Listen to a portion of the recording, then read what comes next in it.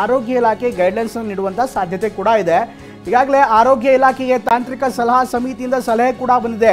ಯಾವ ರೀತಿ ಗೈಡ್ಲೈನ್ಸ್ಗಳನ್ನು ಮಾಡಬೇಕಾಗತ್ತೆ, ಅದಕ್ಕೆ ಸಂಬಂಧಪಟ್ಟಂತೆ 2 ಬಾರಿ ತಾಂತ್ರಿಕ ಸಲಹಾ ಸಮಿತಿ ಈಗಾಗಲೇ ವರದಿಯನ್ನು ಕೂಡ ಕೊಟ್ಟಿದೆ. ಹಾಗಾದರೆ ಕೊಟ್ಟಿರುವಂಥ ಸಲಹೆಗಳೇನು ಅನ್ನೋದನ್ನು ನೋಡಿದ್ರೆ, ರಾಜ್ಯದಲ್ಲಿ ಕೋವಿಡ್ ಟೆಸ್ಟ್ಗಳನ್ನು ಹೆಚ್ಚಳ ಮಾಡಬೇಕು.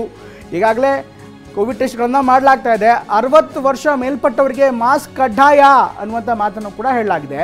ಜೊತೆಗೆ 60 ವರ್ಷ ಮೇಲ್ಪಟ್ಟವರಿಗೆ ಅನವಶ್ಯಕವಾಗಿ ಓಡಾಟ ಮಾಡಬಾರ್ದು ಅನ್ನುವಂಥ ಕಟ್ಟುನಿಟ್ಟಿನ ಸೂಚನೆಯನ್ನು ಈಗಾಗಲೇ ಕೂಡ ಕೊಡಲಾಗಿದೆ. ಬೇರೆ ಕಾಯಿಲೆ ಇರುವವರು ಮಾಸ್ಕ್ ಧರಿಸಬೇಕು, ಜ್ವರ ಕೆಮ್ಮು ನೆಗಡಿ ಇದ್ದವರು ಮಾಸ್ಕ್ ಹಾಕೋಬೇಕು ಅನ್ನುವಂಥ ಸೂಚನೆಯನ್ನು ಕೂಡ ಕೊಡಲಾಗಿದೆ.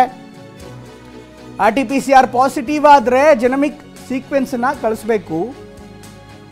LIL ಸಾರಿ ಕೇಸ್ಗಳ ಬಗ್ಗೆ ಸಂಪೂರ್ಣವಾಗಿ ನಿಗಾ ವಹಿಸಬೇಕು.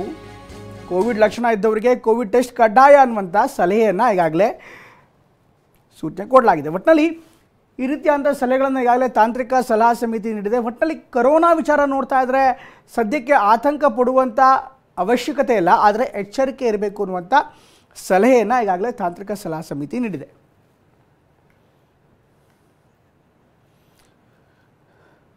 ಒಟ್ಟಿನಲ್ಲಿ ರಾಜ್ಯದಲ್ಲಿ ಹೊಸ ಸಲಹೆಗಳು ಬರುತ್ತಾ, ಹೊಸ ರೂಲ್ಸ್ಗಳು ಬರುತ್ತಾ, ಹೊಸ ವರ್ಷದ ಸಂಭ್ರಮಾಚರಣೆ ಸಂದರ್ಭದಲ್ಲಿ ಕಟ್ಟುನಿಟ್ಟಿನ ಕ್ರಮಗಳನ್ನು ಕೈಗೊಳ್ಳಲಾಗತ್ತಾ ಅನ್ನುವಂಥ ಆತಂಕ ಅನೇಕರಲ್ಲಿತ್ತು. ಪ್ರಮುಖವಾಗಿ ವ್ಯಾಪಾರಿ ವಲಯದಲ್ಲೂ ಕೂಡ ಈ ರೀತಿಯಂಥ ಆತಂಕ ಇದೆ. ಆದರೆ ಈಗ TV9ಗೆ ಸಿಗ್ತಾ ಇರುವಂಥ ಮಾಹಿತಿಯ ಪ್ರಕಾರ ಸದ್ಯಕ್ಕೆ ತಾಂತ್ರಿಕ ಸಲಹಾ ಸಮಿತಿ ಯಾವುದೇ ಶಿಫಾರಸನ್ನು